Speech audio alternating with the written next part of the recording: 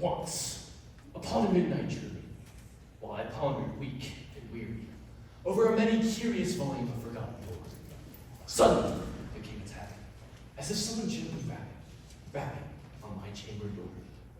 'Tis the Raven Society, nothing more. The hour, my good friends and colleagues, is midnight.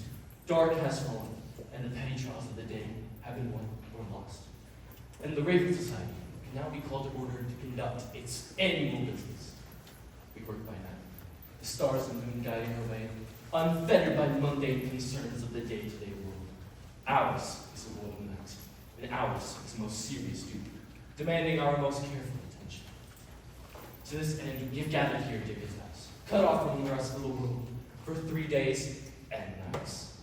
Here, we will ponder the fate of the mysteries of the year. 382 mysteries, to be exact, published in this country. One we deem the best, and earn the smoking gun award. It will be granted an honored place on the library shelf after earning the author a fortune. The other will be deemed the worst mystery, and a dagger shall be thrust into it. This book will be condemned to obscurity, out of print. It's empty. But before we commence with our sacred charge, we must conduct our annual business. First, our roll call.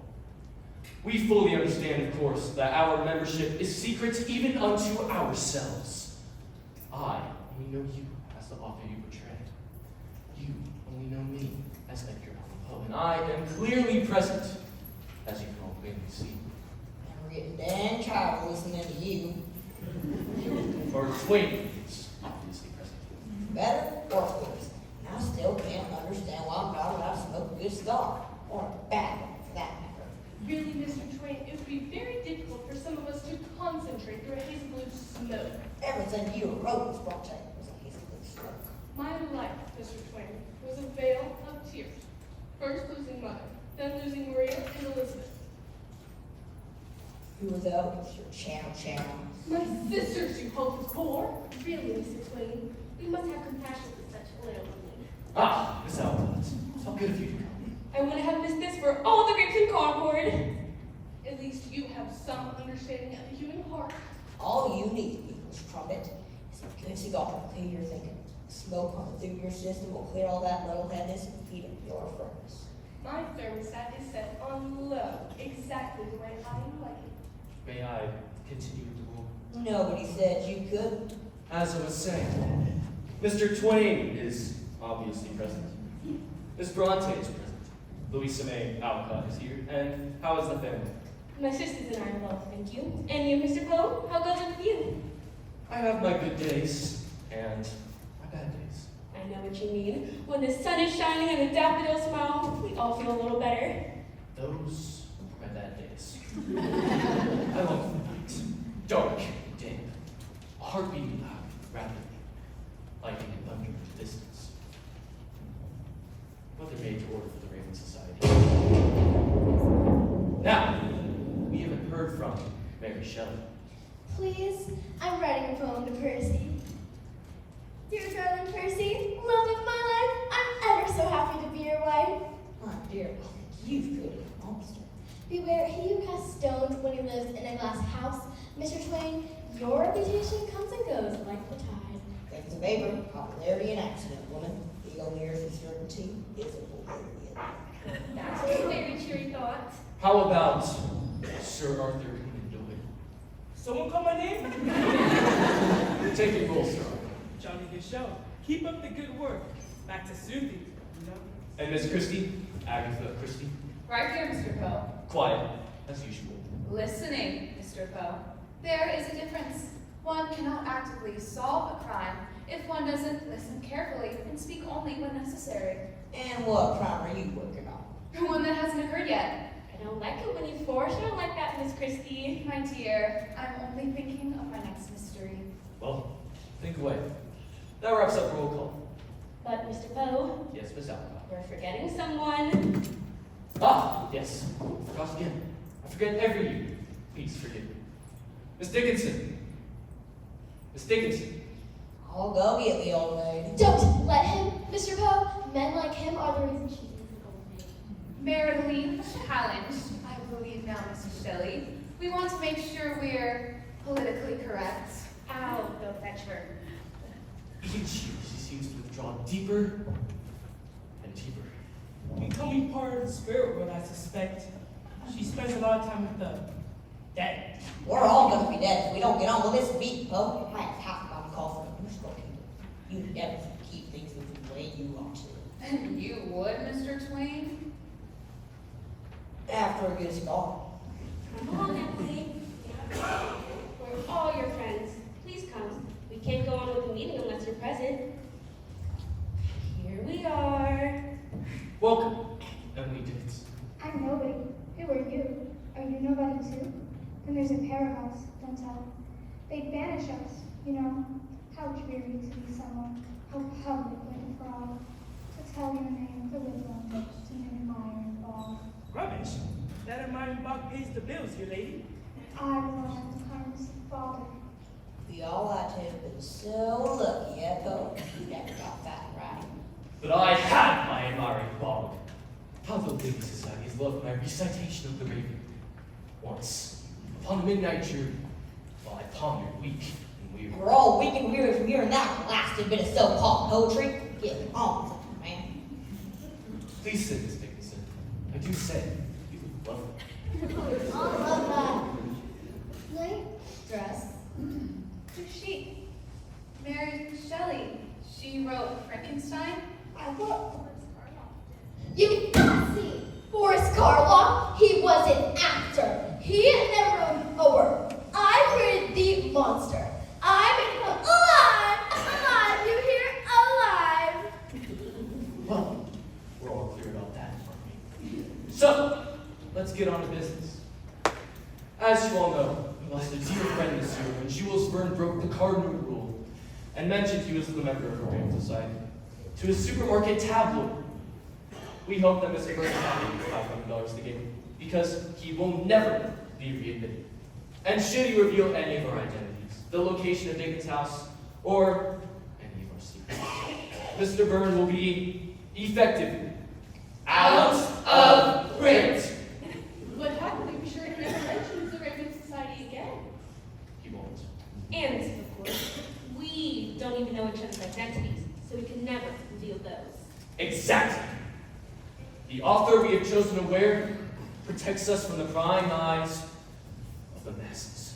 And from the danger out there.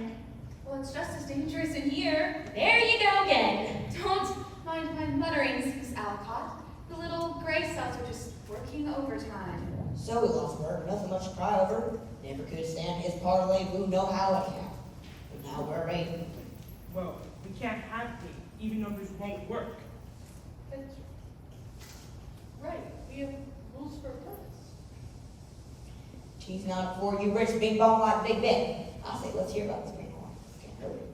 I don't see why not either. Maybe he's nobody too. So American, can't wait. Kick the cow by the horns. Bull, Sir Arthur. Take the bull by the horns. Sorry, quite right. Cows barely have horns, do they? Sherlock Holmes finally figured that out. Do not mock my creation. Not any one of you has created a character so ingrained in our cultural consciousness that many readers wondered if he actually lived. My Hercule Poirot is 1,000 times smarter than your Sherlock Holmes. My Jane Eyre was one of the tragic figures of all time. Tom Sawyer lives as sure as you're standing, Doyle. Joe isn't exactly what you'd call chopped liver either. And my monster can beat up any one of your characters any day. Please, please, please. We've gone off on another one of our tangents. While that's perfectly fine. Normal years. This is not a normal year. We must have a ninth author in order to make voting possible. For never in our history have we awarded 2 smoking guns or 2 dagger awards. Oh, heaven forbid. Let us forgo tradition for once and meet a potential new member. The new member's here. I'm sure Mr. Poe's kidding. We've got to look over the application, then perhaps meet the person. Really, Poe? Do you want to endanger the Raven Society? I would never endanger the Raven Society. I founded the Raven Society, and I would rather die than see it harmed. But, as the founder, I have taken the prerogative and invited a guest member for the weekend. You make no room for discussion, obviously. I'm afraid not. Then bring forth this neophyte. That we may come under our scalpel. Allow me to bring in our guest. Seems pretty nervy to me. You never know who we might bring in. Could be a writer of Pulp Fiction, or worse, movies. I don't even want to think of it. But what if he hacks for television? Makes a grown man want to cry. It's such a little thing to read, so short a thing to sigh, and yet by trade the size of these, we men and women die. Not to worry. Allow me to introduce William Shakespeare. But lo, what light through yonder window springs? 'Tis the sun. No, 'tis you, my beauty. Oh dear me. I am your spaniel. I will spurn from you, fawn on you. Spurn me, strike me. Only give me leave, unworthy as I am, to follow you. Miss Shelley's off the limits, Romeo. She's very poet fellow. But Percy doesn't know what her doing. If I profane with my unworthiest hand this holy shrine, two closer pilgrims ready to stand to smooth that rough touch with a tender kiss. Why, you do turn the little gray cells to mush, don't you? When we meet with eyes best seeing heaven's fiery eye by light, we lost life. She's married too. Miss Dickinson's not married. Oh, blessed night, I am afraid of being a knight. All this but a dream, too flat and sweet to be substantial. I know it. Who are you? William Shakespeare, but my friends call me Will. I will then. Will. I must protest, though. Shakespeare, really? I think he might be a charming addition. He brings a bit of fresh air into the place. He's only a guest. We ought to at least be hospitable. Then, we'll resume. Master Shakespeare, perhaps you'd like to tell us a bit about yourself. You know what there is to know, and this I know truly. Should you know more than what you know, it would be tomfoolery.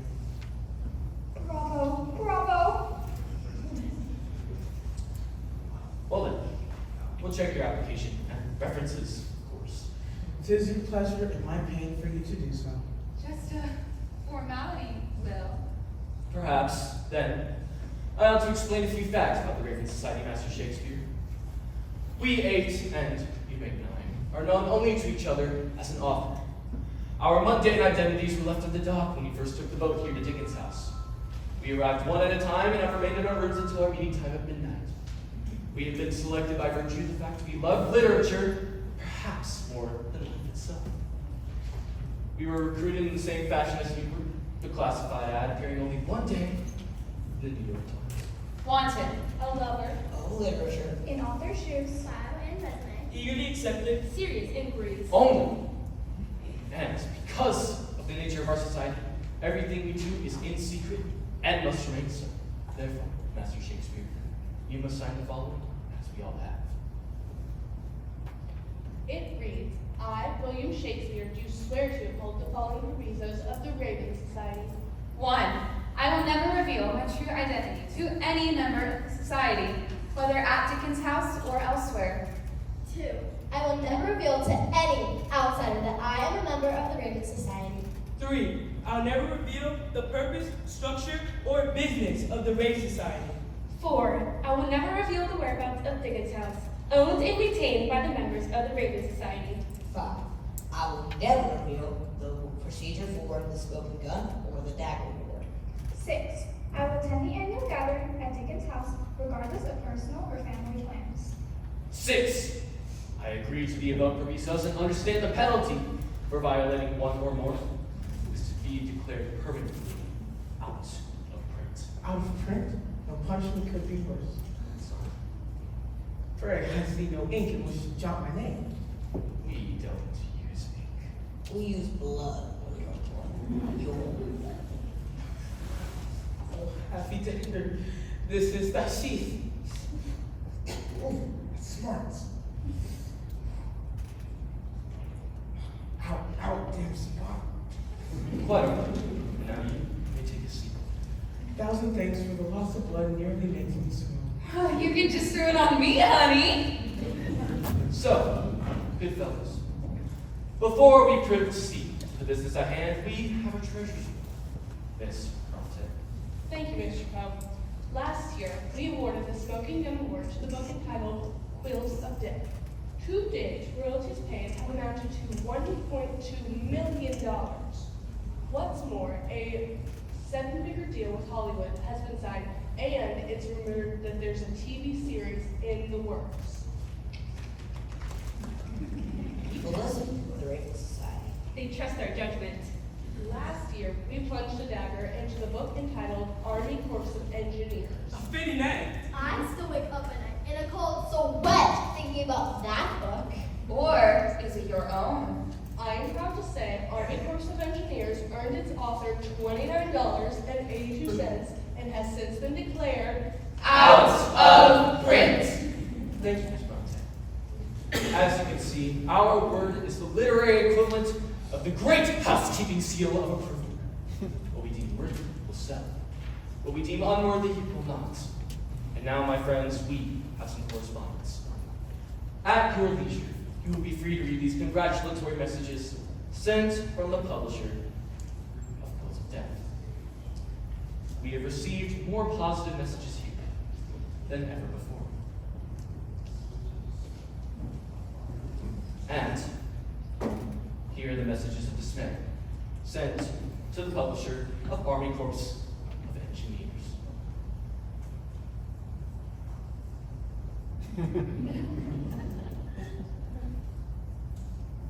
Oh, look, someone took sympathy on the book.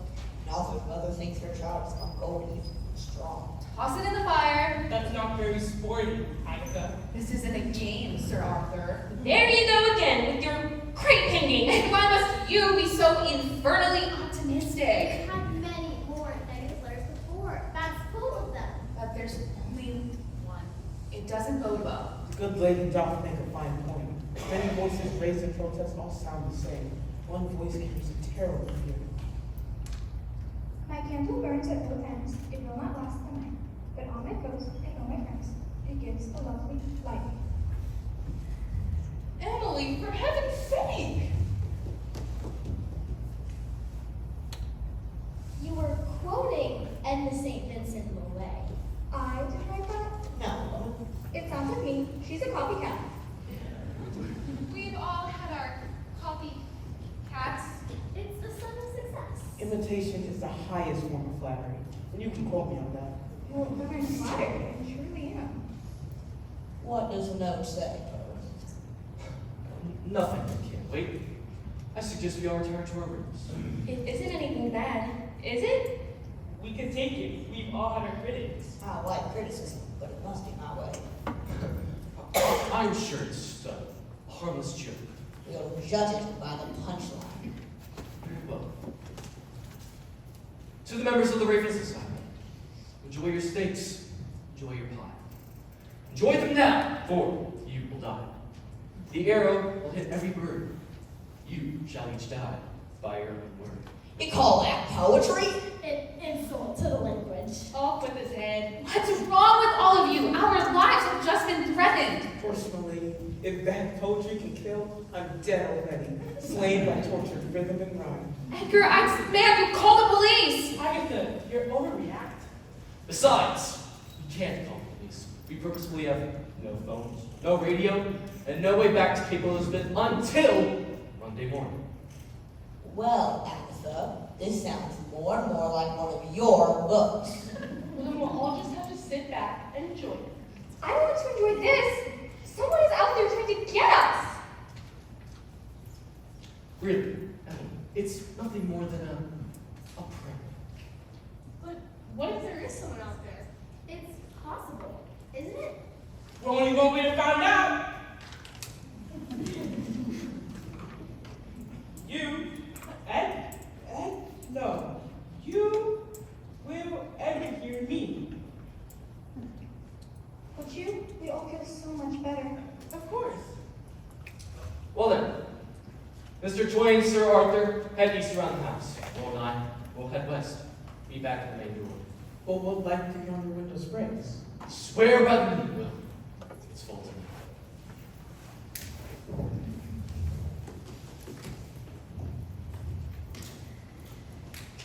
What are you doing? Looking for anything distinctive about the handwriting or the paper. Looks very ordinary to me. To the untrained eye, yes. But look, you'll notice upon careful examination, not one I is dotted. Lots of people don't dot their eyes. Oh, lots do. Me for one. How about you, Emily? I don't know. Poor dear. You are upset, aren't you? You've never threatened us before. It's only a threat, and a very poor one too. How could anyone do away with all of us? Especially by our own words. I don't know. You have a good cry. Get it all out of your system now, because you'll never be able to read all we've got to read in the next 3 days if you've got teary eyes. I suppose you're Dickinson! Miss Dickinson! What's wrong? Is she? No, not dead! I'm afraid so. Irreversibly so. Get your hands off me. What are you doing sneaking around out there? It's my job, you lummox! Hey, who are you putting the lummox? I'm supposed to be to solve this island, but us. Just what I was told. You must be the housekeeper. I'm glad somebody around here's got some sense. Now let go, or else you'll be eating liver and onion for the weekend. Gentlemen, please. So what if she's the one? What one? Send any threatening letters like me. Only to my ex who hasn't kept up with the alimony. Don't look at me. Gentlemen, I'm afraid something terrible has happened. Just as I thought. No one outside. Except for a housekeeper. What housekeeper? We didn't request a housekeeper. The agency called and said I was to cook, clean, and change beds for the weekend. I've got my keys along with the orders they gave me. You didn't know about this, Edgar? What is this? Some kind of costume party? Why are you all dressed up like fruitcakes? This is the Raven Society. We're all famous authors. Oh, really? Dost thou not recognize me, fair lady? Are you Ronald McDonald? Please, Miss. It's Mrs. Even if I hated the bum, I'd still be a Mrs. Mrs. Danglin, Viola Danglin. And what's wrong with her? I'm afraid she's dead. Dead? What happened? She began to cry. Wiped her nose. How did she? Of course, for love. Her heart died from want of use. Such a romantic way to go. It wasn't romantic at all. Her handkerchief has been soaked in chloramine tea, a disinfecting agent easily obtainable at a hospital or medical supply store. The lady speaks the truth. It must have just been an accident. That's all. Folks don't usually leave hankies soaking around in poison. Maybe she was cleaning it and just forgot to wash it out. Really, because the other part of that message said that we would die by our own words. Everyone knows. Oh dear, don't you remember? Remember what? When she met Will Shakespeare. It's such a little thing to weep, so short a thing to sigh. And yet by trades the size of these, we men and women die.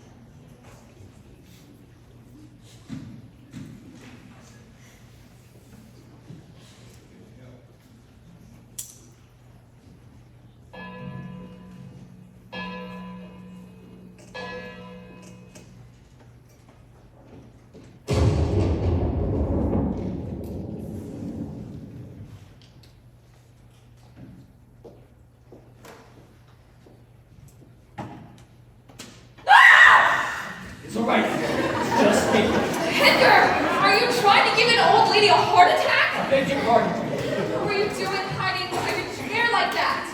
I couldn't see. So you hide behind a chair? Actually, I was doing a bit of sleuthing when I heard you come down the hall. Inspector Dupin at work? And I'm getting this marble longer glory. I couldn't sleep either. It's not characteristic of us to just roll over and play dead, is it? Of course not. Art imitates life, not the other way around. And then there were none, strictly for fun. No conceivable way 9 people could allow themselves to die off one by one. If you remember, however, there was no real sleuth among the 10. They simply didn't know how to proceed. But we do. You invented the detective story. The only child I ever had. And you're the granddaughter of all mystery writers. Therefore, we better make a good showing of ourselves, or our reputations will be ruined. Have you any idea? I hate to say it, but Conan Doyle's overrated Holmes fellow said something about never overlooking the obvious. Oh, I remember something like that. So, what's so obvious? The motive. Of course! We sent the dagger award through the heart of that hideous book, Army Corps of Engineers. The author was bitter because he only earned a pittance for what amounted to several months of typing. Now he wants revenge. Too simple for words. What do you mean? There's no depth of character there. It's simple revenge. No writer worth his salt would rely on so simplistic a motive. But Holmes said something about the obvious. Yes, and let me explain.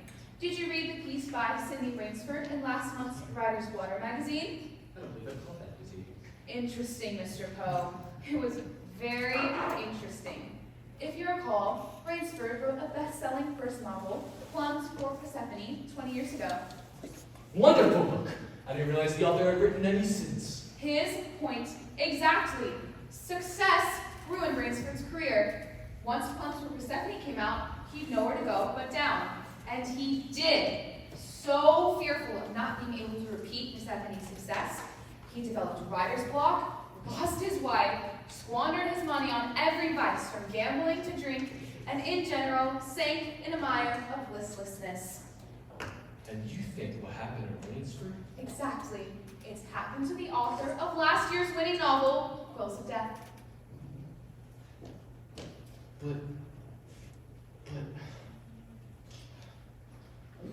But we shouldn't even worry about the author of Army Corps of Engineers. Absolutely not. But I can't seem to find a copy of Quills of Death anywhere. I'd like to get a bit of biographical information about the author. I do believe we've got a copy up here. Somewhere. That's funny. I'm sure it was here. Aha! Ah, wait! I believe we've got a copy in my room. I brought it in case we needed it as a reference. Would you be so kind as to fetch it at once? Your wish is my command. Army Corps of Engineers by Lester Coyne. Army engineer Dirk Braddock arrives in Duval, Montana to build a dam that will ultimately flood the town out of existence. He no sooner arrives than murders begin to occur. First the mayor, then the postmaster, then the schoolmarm. Will Braddock be able to stop these heinous crimes? Will he become a victim himself? Or will he fade out of print?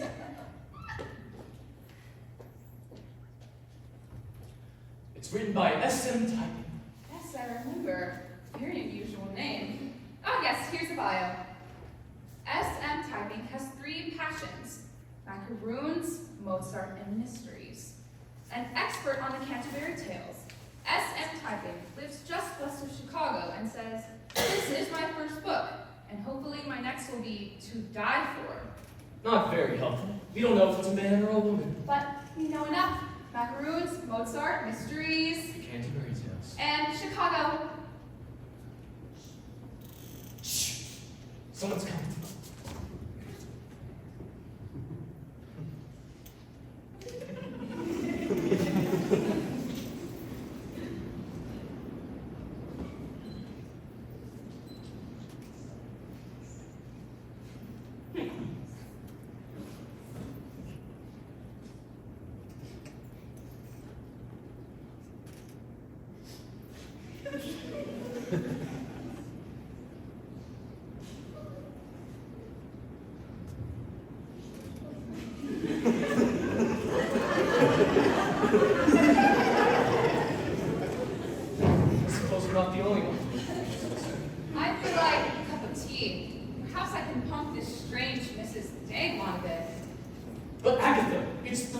morning. Edgar, that clock is 4 hours off. We set it ahead so midnight wouldn't be so late, remember? Well, as long as I'm up, I'm going to study the members' applications in the office. But they don't contain anything about our real lives. Still, there could be something in there.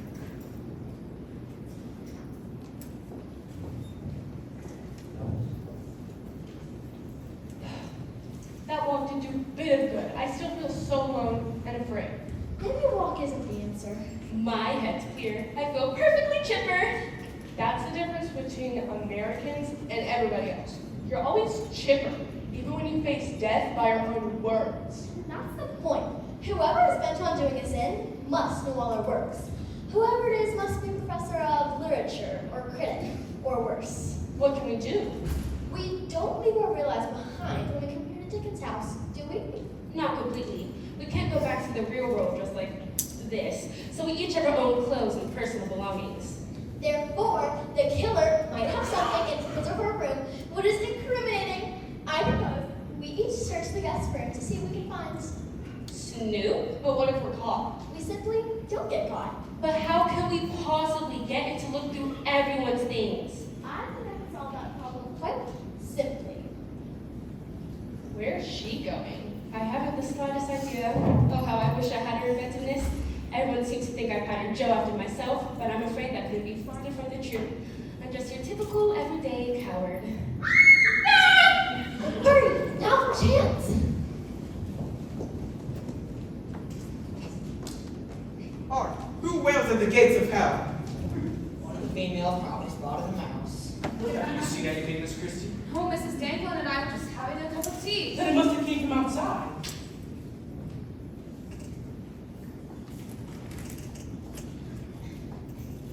What are you doing? Entering the Jocelyn deck you are! Well, don't just leave me behind! All for one and one for all!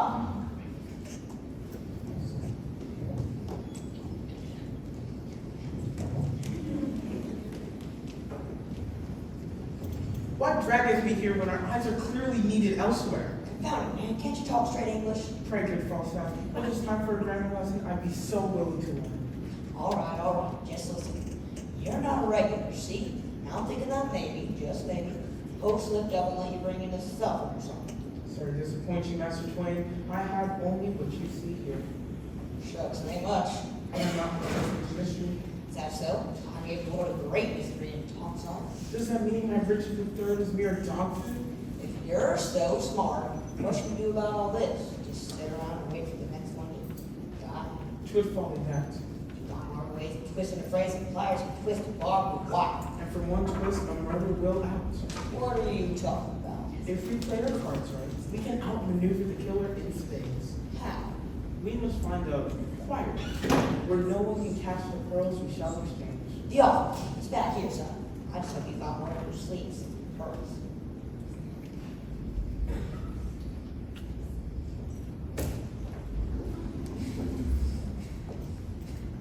No news of anything. No news is good news. But there was a scream. You left me out there! Sorry, Mrs. Danglin, but you were right behind me. I wasn't behind nobody. What did you say? And I'll go get some tea. But I'm tired for the night. I'm dead tired. Oh, I'm sorry, Mr. Park. I mean, just bushed. One question, Sir Arthur, before you go. Oh, what is it? How do you feel about macaroons? Macaroons? You know, the cookies. Never had some. Why? Do you have a snack? I could use a bit of a snack right now. On a scale of 1 to 10, where do macaroons fall for you? A 5. No. Maybe a 6. But only if they're from the Pickwick Bakery. Otherwise, a 5. Good night, then, Sir Arthur. Pleasant dreams. And don't let the bed bugs bite. Why did you say that? I don't like bugs. I don't like things that bite. Keep your same to yourself. And you, Miss Christie. On midnight juries, how do you feel about macaroons? Them the cookies with coconut? Rich and delicious. Not if you're allergic to coconut. Really? Gives me the hives. I break out like a tomato. What about Chicago? Can't say I'm allergic to Chicago.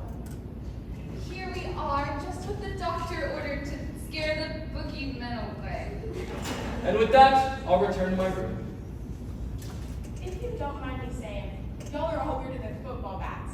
Dressing up like it's Halloween, pretending to be folks you're not. Well, we're trying to keep our real identities a secret. Were you ashamed of who you are? Not at all, but do you see that? No trophy I want to win. It's worth millions. Is that so? Doesn't look like it's worth a tea cozy to me. Whatever book we select to the Mecca world will be a bestseller and will make a fortune. If people knew who we were, there'd be no end to the pestering and attempts to buy us off. I'd let myself be bought off, I'll tell you that. Is that how you ended up here at Dickens' house? Bought off? No sirree, Bob. The agency called. What agency? Spit Spot Housekeeping. It's what I work out. They left a message that said to come here on Friday to cook, clean, change beds, and do the usual pick up after the rich folk until Friday. Take the boat from the harbor store for rent, they said. Did you recognize the voice? No, there's always somebody new on dispatch, but there's nothing unusual in that. So you worked in housekeeping long. Long enough to know that I don't like being in a house where murders committed. And how come the police aren't swarming around this place? I watched Columbo.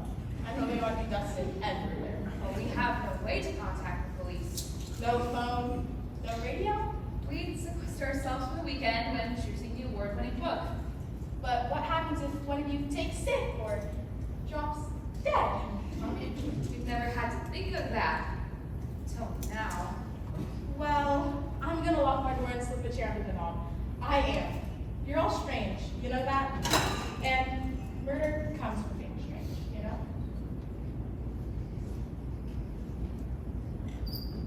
Gotta watch these for bed. Oh dear, Mr. Poe! Mr. Poe! Methinks the lasses in this map house doth make much ado about nothing. There you are, Master Shakespeare. Unfortunately, If I didn't know better, I'd swear you're running away from me. no, Miss Shelley, you only startled me. I didn't expect to see such a fair lass in my chamber. It's the 19th century, Master Shakespeare. We women are a bit more liberated than this is your day. What is a good queen best start? You know, I've always loved your work. And I've always loved my fans. I'm your #1 fan. And do I love thee more than all the rest? I hope so. But you see, I love this type of rose. A red rose, newly sprung in spring. And you know how delicate roses are. They bloom and wither within the space of an hour. An hour's there. Mr. Green, you have a husband. I'll never tell. I'm a man of my word. Really? Is that why I found this in your chamber? Where did you get that? Don't you mean from whence came this incriminating bit of newsprint? Give me that. Shall I read it to you? Go ahead. I don't know anything about it. Dr. Hilda Freinbrenner, nerd expert on the poet Emily Dickinson, will present a talk on the reclusive 19th century writer, Wednesday, February 23rd, at the New York Literary Guild. Welcome. You underlined the date and time. Did you go here, Dr. Freinbrenner? I don't remember. Well, I'm sure she was dull as dishwater. But surely you remember going to hear her as recent as February. I don't know anything about that scrap of paper, and for all I know, you could have planted it. I would say with the authorities when they arrive. It's hardly evidence of anything. Unless, Dr. Feinbrenner, was our dear, sweet, departed Emily Dickinson. As evidence to swim within a milkmaid's waist. I'm willing to make it slimmer. At what cost? Write me a sonnet of love. A sonnet, fair lady? I could write an epic of how I feel about you. Pray. And if it's too bold, where many are wounded and die. Precisely. No.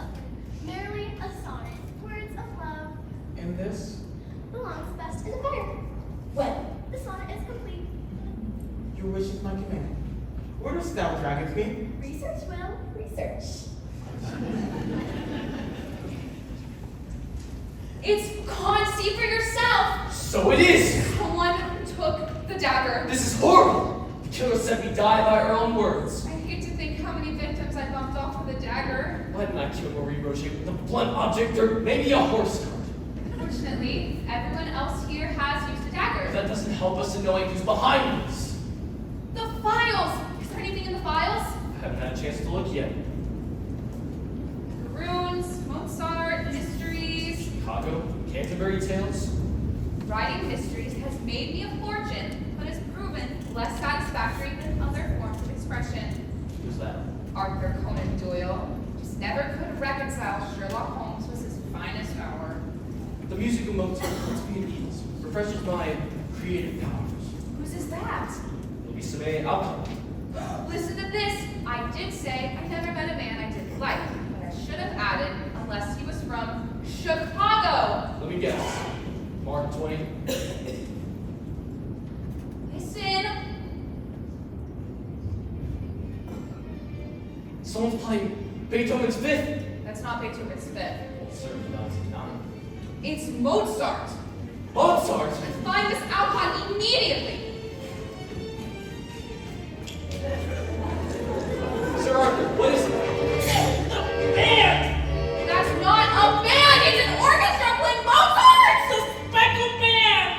Which band? Steve Miller? Dave Matthews? Smashing Pumpkins? The speckle band, you idiot! The speckle band!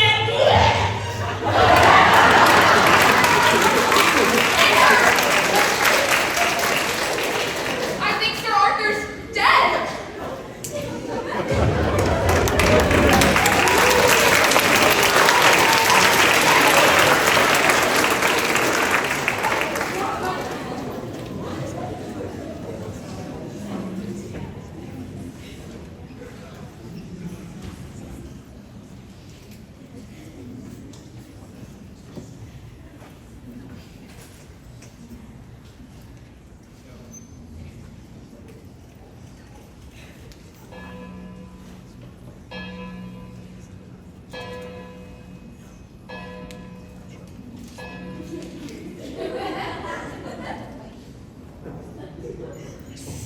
Mr. Twain! Confounded woman. Well, that's hardly a proper greeting. I thought you wanted no greeting was proper.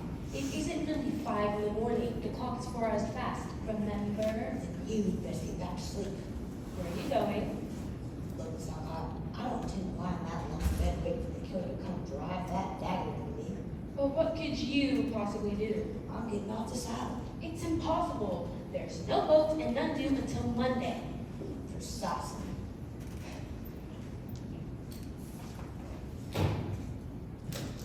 You aren't even dressed! I shall avert my eyes. For crying out loud, woman. 2 of our 8 are dead and you're standing on modest principle. And if you attempt to get out of this island, there'll be 3 of us gone. I'd rather go on my own terms than wait to be stabbed to death. The dagger might not be for you. No, maybe you're not familiar with the graveyard scene in Tombstone. In that same instant, the half-breed saw his chance and drove the dagger to his hilt in the young man's breast. Well, then you've got nothing to worry about. How do you figure? The killer would need a young man's breast. You're about as old as the 7 hills of Rome. I don't think the killer's sticking that close to the story. Well, then I ought to be terrified as well. I've read some ghastly mysteries with blood and gore. Then join me. We'll run off together. Mark Twain and Louisa May Alcott running away together? Whatever would the tabloids say? As long as they don't carry my obituary, they can sing the creature from Mars. Please tell me you've got a raft hidden somewhere along the shore. Raft nothing. I'm sworn. But it's well over a mile to Cape Elizabeth. Many a summer afternoon I swam across the Mississippi, and I'll tell you that river puts up more fat than the wild boars and mosquito cats here. But the current is dangerous from here to the mainland. Not as dangerous as staying in this house for 1 more minute. Please, Mr. Twain, listen to reason. That's what I'm doing, woman. If you had any reason, you'd jump in the water with me. No, I couldn't. I dread the water. Shoot yourself. I have a feeling that I'm sorry. What an awful thing to say. Yes, I tell you, there's something awful in this house. Now either come with me, or let me leave in peace. Suit yourself. When I get ashore, I'll alert the authorities. Mr. Twain! Mr. Twain! My God, that lady has more ways to persuade you than a lion that's protecting her cubs. I narrowly escaped my life. Well, who's born now? Well, Lord can still be morning. Well, art thou in a chamber?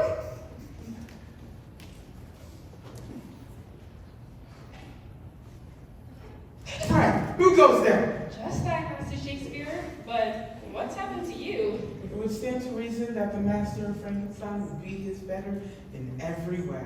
She tried to get her claws into you. But I escaped just in time. What are you doing at such an hour, trembling with fear? It's awful. Mark Twain dove into his sea into the attempt to save his life. Surely that will end it.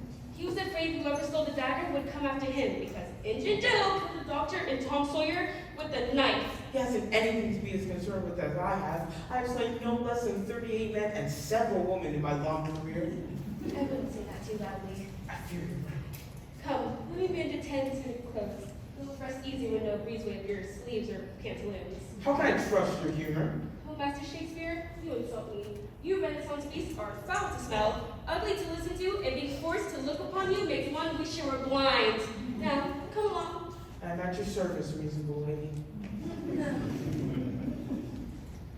The band, the speckled band. What have you been referring to? I know now why I should have read one or more of his Sherlock Holmes tales. Terribly hard since they didn't come out till 40 years after your death. I'm the one who's caught with my typewriter without a ribbon. No, I know I've heard that before, but the idea just keeps snaking away from me. Funny. There's nothing much in his room other than the toothbrush, hairbrush, and his shaving supplies. And that large box. I wonder what's inside. Does it shake? It's almost as if there's something inside, almost as if it's alive. Alive? Yes. You can almost see something moving about in there, all by itself. We've got to open it.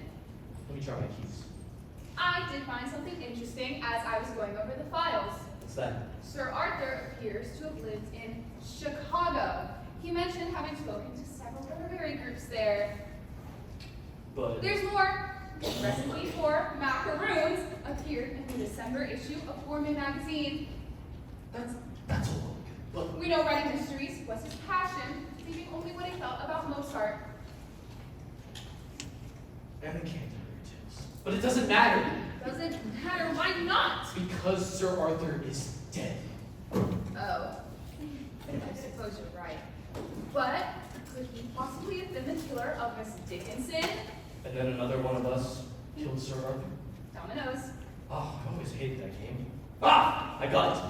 Whatever could have kept in this box?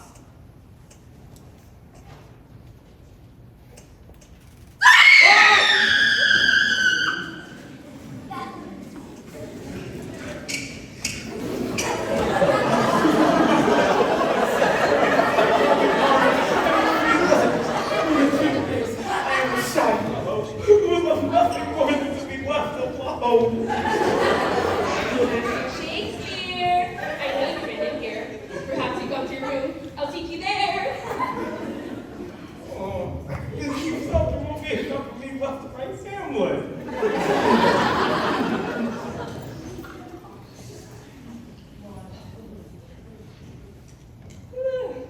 Anyone here? I thought I heard voices. Who's there? Is there someone behind that chair?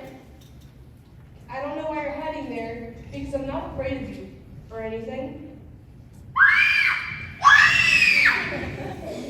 Here now, you killed her! What happened? Two murders? Mrs. Danglon, what have you done? I haven't done a thing. Oh, don't you see? See what? It's Romeo and Juliet! Sovereign, here lie Romeo dead, and Juliet dead before. Warm and you killed!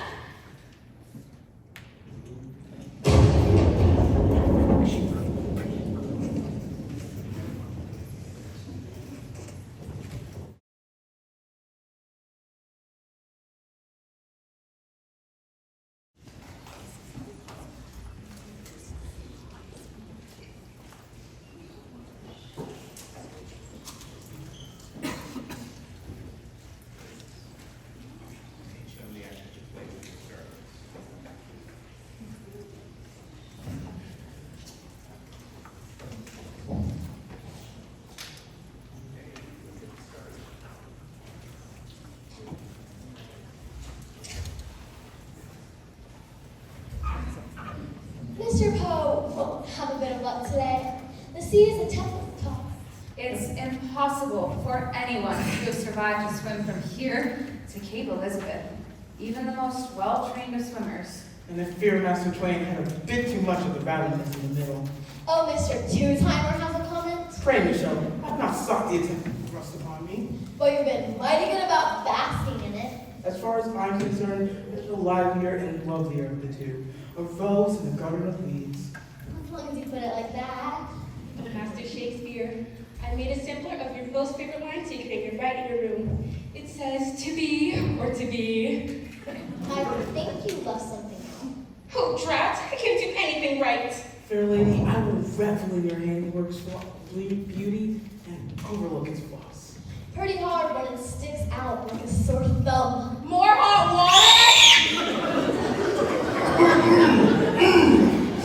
Fair lady, down the scat my words with that tintabulation. That's Mr. Poe's word, Will, if you recall, not yours. water? Sorry, I can't seem to stop scaring the wits out of you. It's a long time before wits fail me. But scare me one time too many, and I'll be food for worms. Don't go saying such things. Besides, there's no way anybody can get scared to that. Isn't there? I would think someone confronted with its worst fear might die of shock. Then I'll stay a good distance away from you, Mr. Shakespeare. And how is Miss Bronte? So embarrassed she won't come out of her room. Oh dear. Oh, she's not embarrassed about her thinking she become a victim? She's embarrassed because, well, She was making advances on Mr. Shakespeare here. Advances of the heart. Oh, now, don't that be all? Had I known what ladies these would be, I would have never worn my best ruffs or pantaloons. No one said you had to keep them on. I mean, we could change. we cannot change, Mrs. Shelley, you know this. The Raven Society has no members but we authors, and we authors only. But with these murders, everything's going to be different. Not necessarily. What are you saying? Mr. Poe and I have been discussing what's to come Monday morning. I say we fast track to the boat and blow this place. Oh, Master Shakespeare, you do know the vernacular. Master Shakespeare, of course, is right. What about The bodies, they cause a problem. But we have a plan, and it's quite simple. how simple? Of course, we first must find out who killed Sir Arthur and Miss Dickinson. Then, we lock the culprit in the pantry to be discovered with the bodies. Under such circumstances, there will be little for the killer to do but confess. Ain't that the cleverest? But what are our applications in the minutes of the Raven Society? Mr. Poe has committed them to memory and has destroyed the paper trail.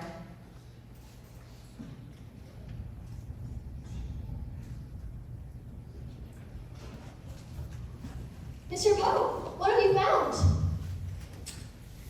Nothing very hopeful. Just Mr. Twain's robe, his bathing cap, and these. An old oil rag? I'm afraid these are his bathing shorts. Shredded to bits by what? Sea monster. He's been devoured by a sea monster. Most likely a great white shark. Personally, I'd like to think a shark would have taken one bite of that nasty old codger and spit him out. Mr. Twain was probably a single gulp for the beast. Poor man. And it's just like the John and the Tom Sawyer. We'll die by our own words. And why did I have to be so prolific? This maniac could kill me in 100 different ways. Do not fear, Master Shakespeare. We have made progress in our investigation. What progress. You know who didn't do it? Those who are dead. Precisely. So that leaves only those in this room.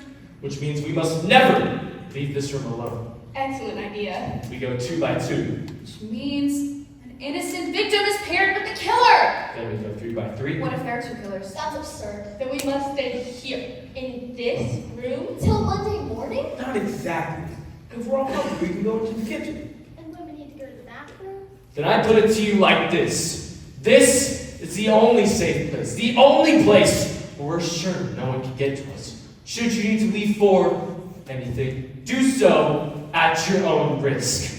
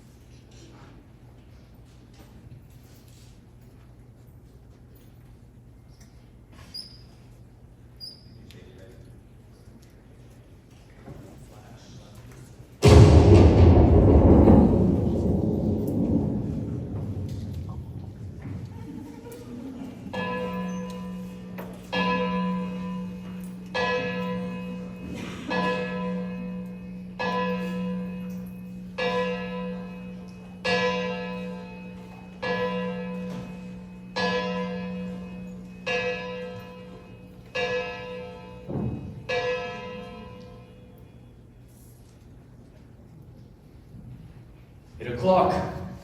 Time flies. Anybody hungry? We can go out to the kitchen and grab some eggs. That sounds wonderful. Even I could use a spot of tea. I'm starved. I'm crushed. How about you, Agatha? Agatha? She was right here when I dozed off. Knitting, She finished the whole blanket.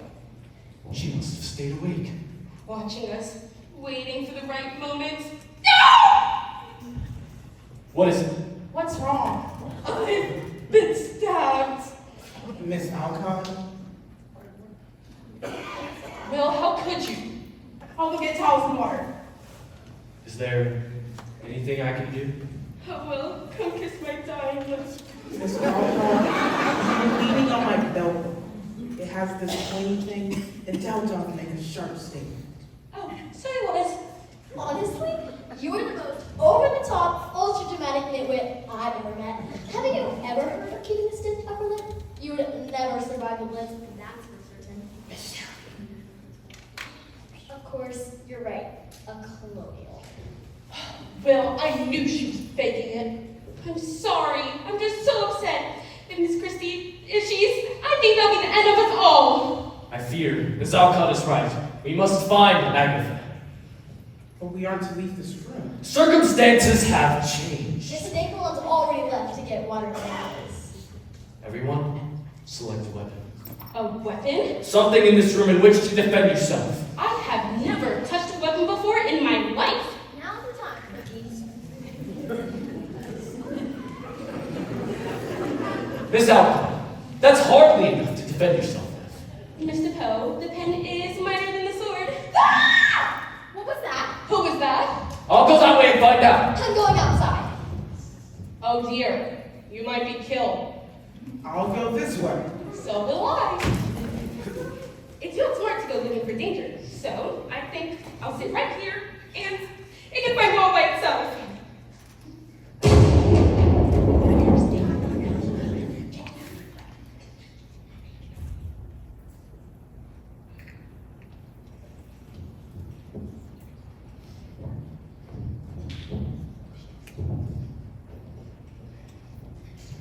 Don't kill me, Mr. Poe, please! Miss Dangler! I know you're the master of all things suspense and terror, but I beg of you don't strike me dead with that thing! Miss Dangler, get up! I have no intention of killing you. You don't? Of course not. I wanted to know why you screamed and I took a weapon as defense. I burned my hand on the water. Quite alright. Miss Alcott wasn't harmed in the least. She wasn't stabbed? Not at all. She'd been leaning against Master Shakespeare's belt buckle. I was afraid that horrible dagger had found its way between her shoulders. Very difficult considering that I have the dagger! Agatha! She's gonna kill us, so save me! Drop it! Drop it before you kill anyone else! Miss Alcott, really? Drop it! I can't, you're holding me too tightly. Unlikely story. Let's go! And should you spin around and stab me? Not on your life. Miss Alcott, let go of Miss Christie. If she tries anything, I'll let her have it. Alright then. Now, What ruckus be this? Miss Christie was about to kill us all. She be the killer? I do not be the killer, Master Shakespeare. She had the dagger. Which I found. Where? A most unlikely spot. Fair lady, speak fast and speak true. Where come you this happy dagger? As the light faded from evening to night and you all faded into sleep, I felt I couldn't just sit. A crime cannot simply wait to be solved. A killer must be pursued relentlessly, not allowed to come to justice on his own terms. Therefore, I determined to leave the room by myself and search the rooms of the victims. a brave deed. We thought about doing that last night. But you were so taken with Master Shakespeare here that you altered your plan, correct? All we wanted to do was get him alone. Flattery will get you everywhere. Unfortunately, flattery never solved a crime. So, where'd you find the dagger? In your room, Mr. Poe! My room. Under your pillow. Under my... That's impossible! I'm afraid that's right where it was. The mastery of mystery and terror. I've read all them tales of yours. People getting walled up, cut in half, buried alive. You're known for your depraved, almost insane writing. Who could better get into the mind of a killer? And you've been in charge charge and therefore have had access to every secret. You could have planted the poison-soaked handkerchief in Emily Dickinson's pocket. And since you were here first, you could have hidden the poison and the snake that killed Conan Doyle before any of us arrived. Preposterous! Snakes are so yucky! I've never had to touch this snake, or even see it. You hid the box and probably placed it on Conan Doyle's bed, so naturally, out of curiosity, he opened it. Your imaginations are running away with you! And poor Mr. Twain. You can't say I trained a grave like that ate him and released the shark on cue. No, but you easily could have convinced Twain to swim to shore. You are deaf, woman. No, I'm not. Mr. Twain was subject to any type of flattery one could toss his way. He was like a dog, and flattery was like a bone. All you had to do was say, I'll bet you can swim from here to Cape Elizabeth and get help and save us all. And he would say, of course. For a good scar, he would have done anything. I never spoke to him about it. It's no use denying it. I can see that. Oh, Mr. Poe, why? Why would you want to kill us all and bring the Reagan Society to such a terrible end? Don't look at me. Ask Miss Know-It-All here. Why did he do it? He must have something figured out. What terrible motive moved his menacing heart? There, I'm afraid you've got me. Aha! But you can't argue with all the other facts. There are no other facts other than the dagger was supposedly found in my room. Supposedly? Why are you all so trusting Miss Christie? She easily could have taken the dagger and is saying she found it under my pillow now. That's right. Oh, now, Miss Alcott, you know me better than that. The only other fact here is that Miss Christie has the dagger. Saints be praised. Truth is that which we can see with our own eyes. In my eyes, clearly saw a dagger in the lady's hand. I found it in Mr. Poe's room, just like I found Mr. Twain's suitcase all neatly packed in the corner of his room. What difference does that make? He took the time to pack his belongings before jumping into the water. You yourself said he had all the confidence in the world. He'd save himself and us. True, but in the pocket of the suitcase was a ticket. A plane ticket to Belize. Belize? Whose name's on the ticket? Sam Clemens. But what does that prove? I don't know. Maybe he's a traveling salesman or something. In the real world. Still, it strikes me as odd. A person fleeing for his life wouldn't pack everything up neatly, would he? Well, the old coot's gone, so we'll never know. Speaking of gone, where's Miss Shelley? She grabbed the sword. And went outside. Mrs. Shelley! Mrs. Shelley! But nothing could have happened to her. Why not? Everyone else is in this room. So let's stick together and find her. Let's check that way first. Togetherness is a lovely thing, but aren't we overdoing it a bit? You don't still have that dagger, do you, Miss Christie? No, but who knows what we've each got up our sleeves.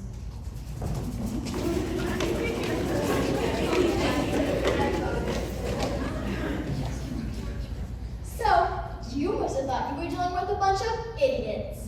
You never thought one of us would find the cell phone you left lying carelessly about? Well, you'll be sorry when I get the police out here.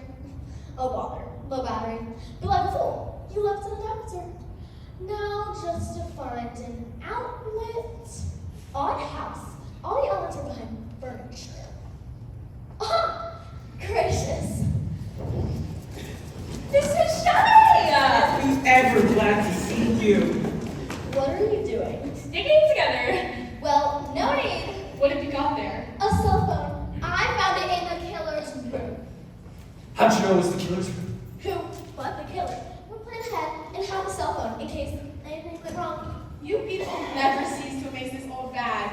You're so deductible. So, whose room was it in? Did you realize that P.S. I Use Love is an anagram for evil spouse? How clever. But we don't need riddles right now, Miss Shelley. We want answers. Whose room was the phone in? You'll know as soon as I plug this in and call the police. What are you doing there? Only now I can find battery's dead. Oh dear, Mrs. Shelley, wait!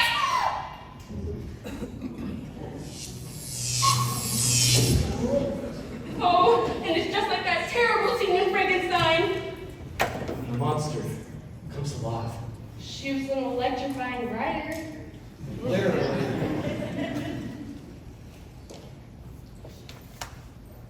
Only she told us there was room, she found it. She did, in her own puzzling way. Dr. Frankenstein had all the parts there in front of him. He just had to put everything together to make the monster come alive.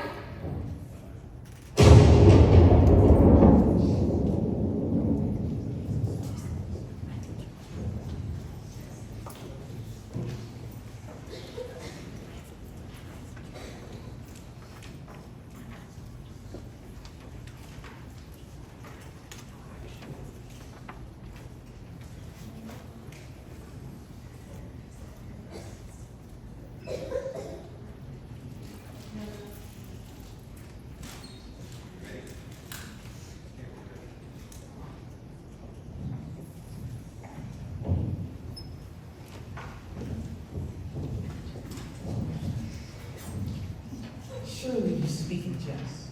I wouldn't have said it if I didn't mean it, Will. You've got the cutest hair I've ever seen. Your hair isn't so bad either. How do you get these beautiful colors? Well, what of mine? Are they less tempted? Is it possible for 3 people to be more banal than you? I can't imagine how Miss Trissy can work with such jibber jabber going on. Doesn't bother my work, Mr. Poe. All right if I do clean up these dishes? You can't go in the kitchen alone. Anybody want to come with? Leave the dishes, Miss Dangler. But if I do, they'll get crusted up and it'll never come off. Who cares? There are more important things in life than dirty dishes. Jane Eyre knew the power of passion. Oh, bother. She was a nitty compared with Joe. Jane Eyre could out-passion your weak-willed little Joe any day. Words of love like drops of dew will cleanse the heart and spirit, as my soul was cleansed gazing upon you. Both. Ugh, it's no use! Gracious, you frightened me out of my wits! Sorry, Mrs. Danglon. What's no use? The final clue to the puzzle. Well, if I'd known you were doing the puzzle, I probably wouldn't have to draw what I did. Our nerves are all frazzled, Miss Dangler. An accident can happen to anyone. But you see, Mrs. Danglon, this puzzle isn't just any puzzle. You're speaking in riddles. If I solved it, I'd know who the killer is. Your Miss Marple would have surely figured it out. We can't all be as smart as our creations. I never could play the piano as well as Beth. So we can still make beautiful music. A duet or trio, Master Shakespeare? Yes. Yes, we've got to do something to take our minds off this whole thing. Music, entertainment. Let's put together a play. Seems almost disrespectful. In ancient times, it would have been a sign of respect to reenact the life of the dearly departed. That might have been true with cave people or the like. I agree with you, Sarah. It's a terrible taste. But, Will, you put plays within your plays, and sometimes at very awkward moments. I thought my Prometheus and Thisbe sketch was in perfect taste, as a wedding gift to Theseus and Hippolyta. But there was that one play presented in Hamlet. Yes, that one. It, too, was an excellent choice. And perhaps Miss Christie is right. A play would, while the hours wait before bedtime. We aren't going to our rooms. Really? Are we? I wouldn't sleep a wink if I were alone. Perhaps by the true midnight we shall have no more fear. Fair lady, midnight is bewitching hour where evil flies on the wings of moonlight. Not tonight, Master Shakespeare. Come here, you who have so much experience, you can play the part. And what role am I to play? A man, middle-aged, just over the hill. Wait, actor needs his props. So what's the story, Maury? It begins weeks ago, perhaps months ago. You are a professor of, let's say, literature at, let's say, Drinkwater State College. You have spent years correcting mundane student themes which are becoming worse and worse. You are at the point of pulling your hair out! And then the phone rings. It's a publisher. The publisher of Army Corps of Engineers. At first, you don't want to talk to him.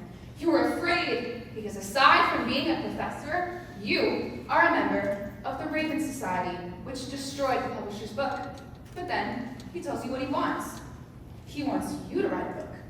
He promises you a very big advance. He advances more money than you make in a whole year. So you ask, be about?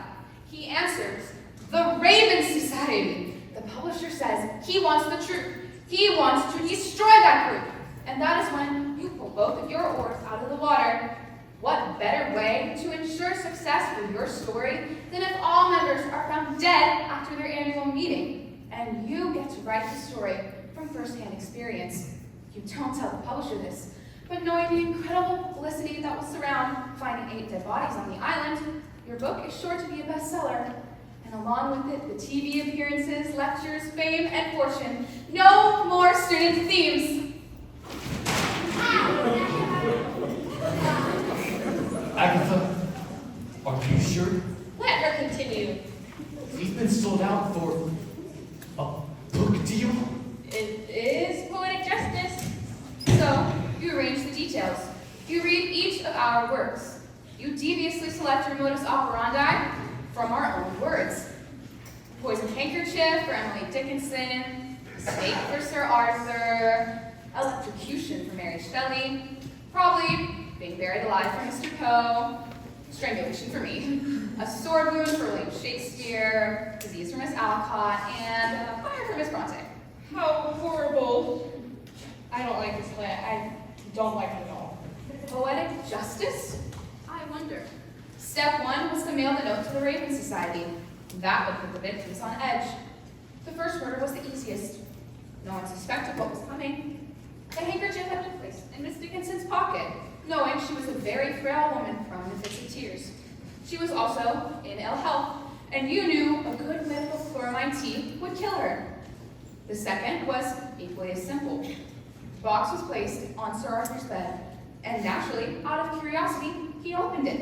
And just like Dr. Roylott in Doyle's Adventures of the Speckled Band, he died from the swamp adder's bite. Dr. Shakespeare, are you alright? Will, help! Somebody do something! No, he thinks I'm a better actor than I'm given credit for. Of course, then came the dagger. Stealing it and placing it under Mr. Poe's pillow was a nice attempt at throwing us off. And just so you know, we were doing a bit of sleuthing and not taking this all lying down. Of course, then came the most important part of your plan, your escape. You had to escape because you had plenty to write about, and to make certain no one would ever accuse you of the murders, you had to get away before they were all committed. So you swam off, ostensibly to obtain a rescue party. You packed your bag very neatly so it could be retrieved for later. You even had a ticket to police in your bag, for it was there where you would write your book. You would be free from the long arm of the law, and since you've been paid the advance, you could live like a king. Oh, you're talking about Mr. Twain. He's the killer? The all-American humorist? And the joke is on us. It's all been so obvious. But tarry a moment longer. Mr. Twain fled last night. We presume he's been dinner for a shark. And yet, poor Mrs. Shelley met her fate just a short while ago. Yeah. Exactly. For the plan to work, he couldn't do it alone. But that's silly. None of us would have helped the old coup. But one of us did. You see, the accomplice would finish the murders and then escape to the mainland completely undetected. How? A boat in the way. There are inlets and small caves along the east edge of the island. If we were to search now, we would find the boat, I'm certain. Well, which of us is the accomplice? That was the clue Mary Shelley gave me just before her death. Now I didn't hear no clue. You must not have been listening. She said, P.S. I use love is an anagram for evil spouse. What are the tarnations in anagram? A word when scrambled becomes another word. Or a name when scrambled becomes another name. So Poe could be Epo. That doesn't mean anything. Or Alcott could become Cottle. I've never heard of that before. Or Viola could become Olivia. That's right. At least that would make sense. Sense? Just a bunch of baloney if you ask me. But what if Danglon became Langdon? Olivia Langdon? Oh dear. Who's Olivia Langdon? Mark Twain's what? Let go of me! Let go of me!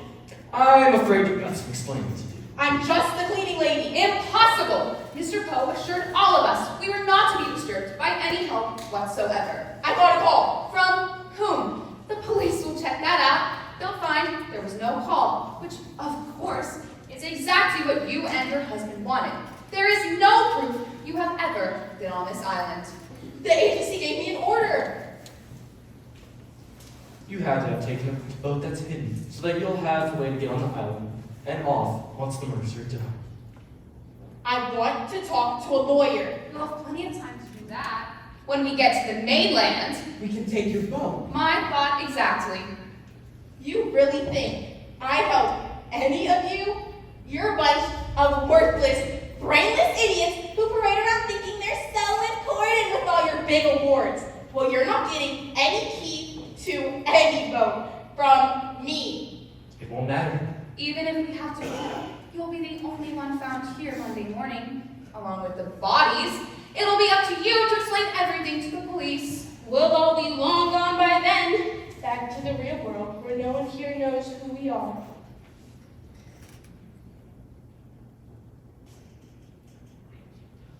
I do know. You'll be very comfortable locked up in the pantry. The pantry, you wouldn't dare. There's no windows. Precisely. No way out till the police let you out. I'll help you, Mr. Poe. Thanks, Will. You'll never get away with this. You'll all pay. I knew there was something odd about her from the start. Your arrival was just too convenient. So, how did you figure all of this out? You're absolutely brilliant. Well, it takes a great deal of deductive reasoning and intuitive thinking. We authors are brilliant.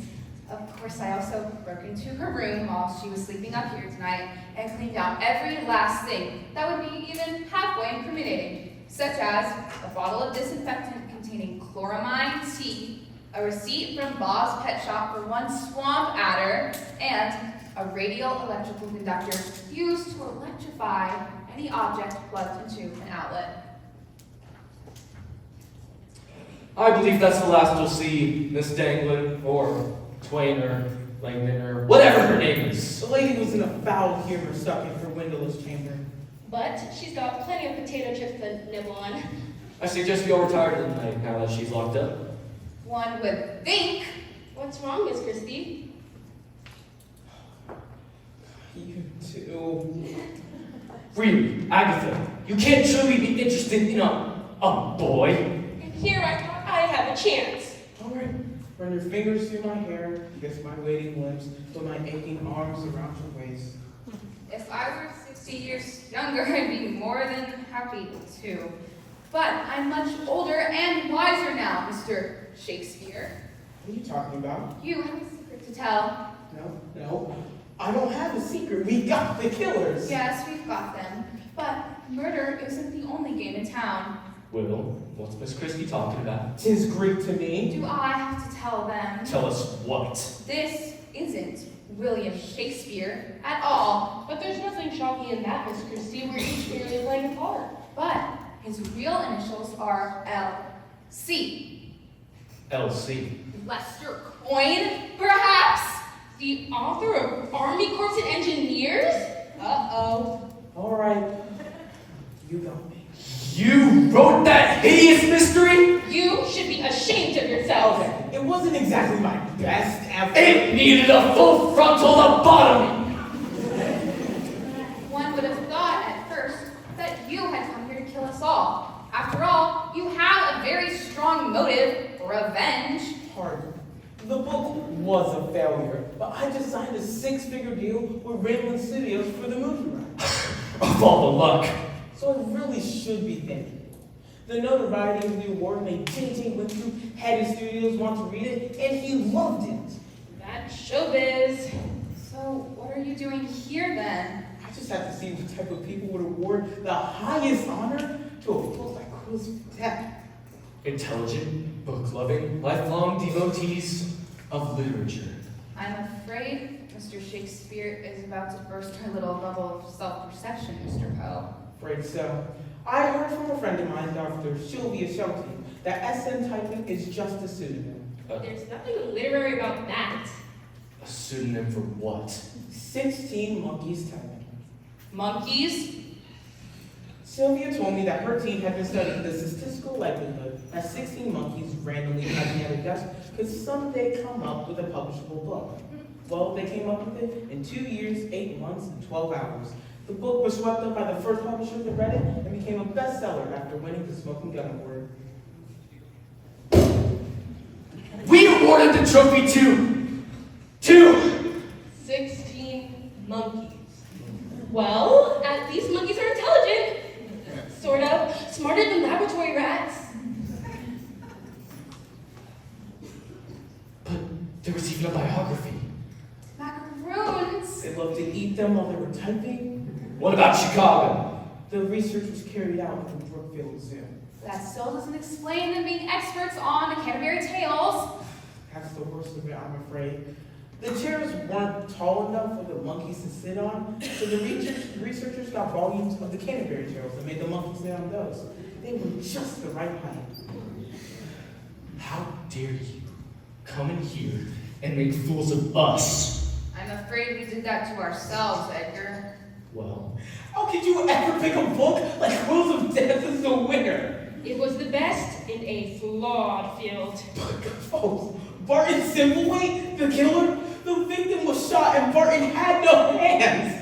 it was a mistake. We're human after all. We overlook details once in a while. Details? I wonder how many details you've overlooked solving this crime. None. I have reasoned this out to the last action. Oh, really? And we're really trusting that Mr. Twain is dead because that's how it was in Tom Sawyer? But don't you remember? Tom and Huck came back at their own funerals.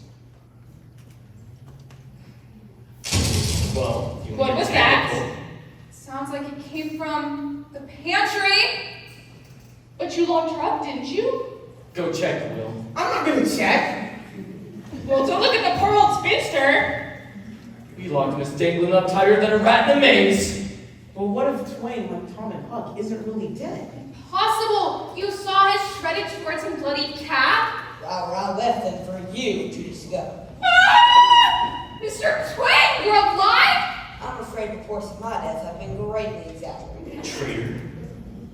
If you think I turned down $500,000 out of loyalty, you don't know much about human nature.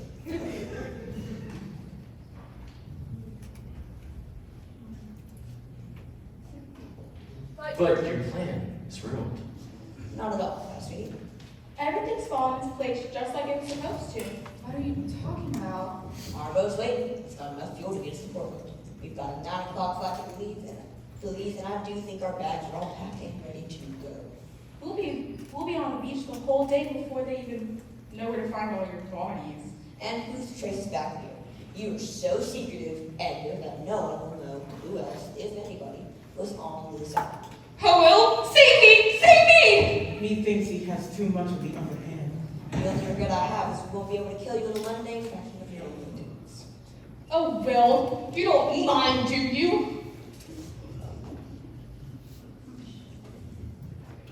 I'm afraid we'll have to be very mundane about it and just plug you all. Please. We don't know either of your real identities. There's no way we'll be able to trace you. But that would involve an element of trust. And we don't trust anybody. Now, it's always hard to decide who we'll have to eliminate first. I think Agatha Christie. She almost had it figured. Yes, I'm so close, but no cigar.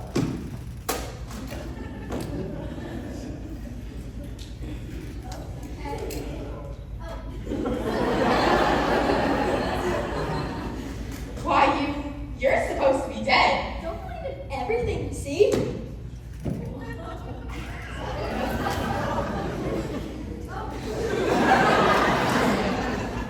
Bravo, Miss Shelley, good arm. I don't understand. You were electrocuted.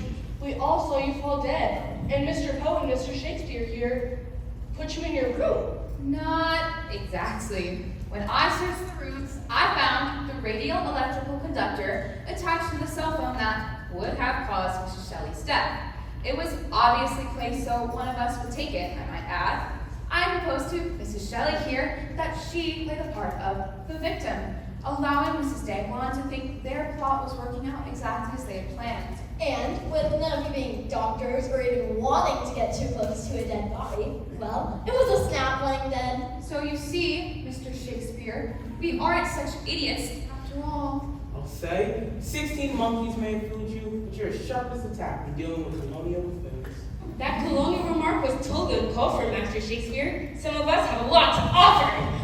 But it was much better to stay closer to home. It's always important to share and share alike. Let's leave her lost Miss Alcott. It seems so. Just like the Raven Society, Mr. Poe, Ever heard of the Phoenix, Miss Christie? the bird that rises from its own ashes. We'll be back next year. And regardless of what this show is. And perhaps we'll add a romance category to our list of awards. But you're unreliable, temperamental, and sickly, Mr. Poe. We all suffer for our art. I guess all's well that ends well. Excuse me, but that's my line.